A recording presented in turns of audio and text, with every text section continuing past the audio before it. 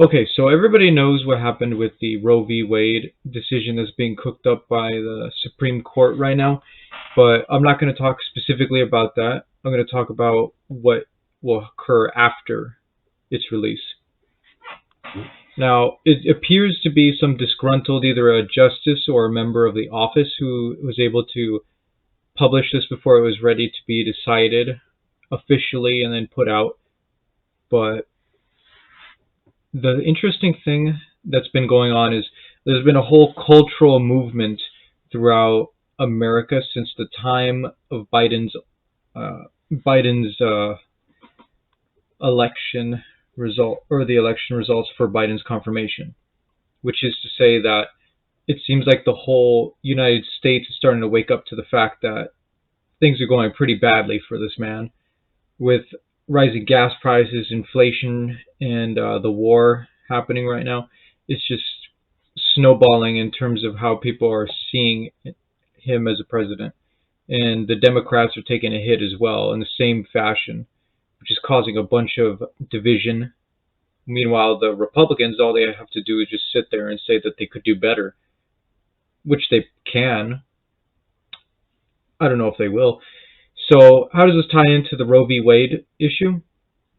This gives the Democrats and the liberals a huge stepping off point for them to be able to make a stance against something. This is a new issue that they can press forward for.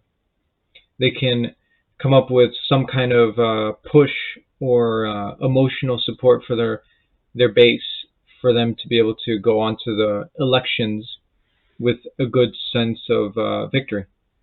Unlike the past couple of months when they've been floundering over every single issue, now they actually do have a chance that they could push this around for their own sake.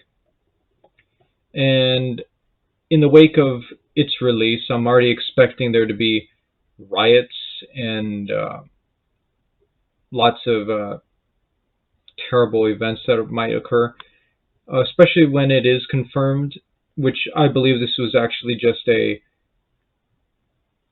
way to pressure the conservative justices to decide otherwise on their decision. But I think that this is actually just going to be a big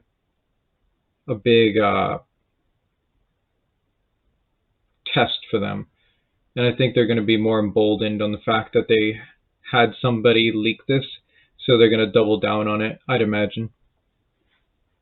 Now, with the release of this, with this document, there's going to be a big push. You're going to see it everywhere, all over the news. There's going to be a big push. They're going to frame abortion and women's rights, and they're going to frame them together in order to push for the institution of abortion, which will be a woman's right here.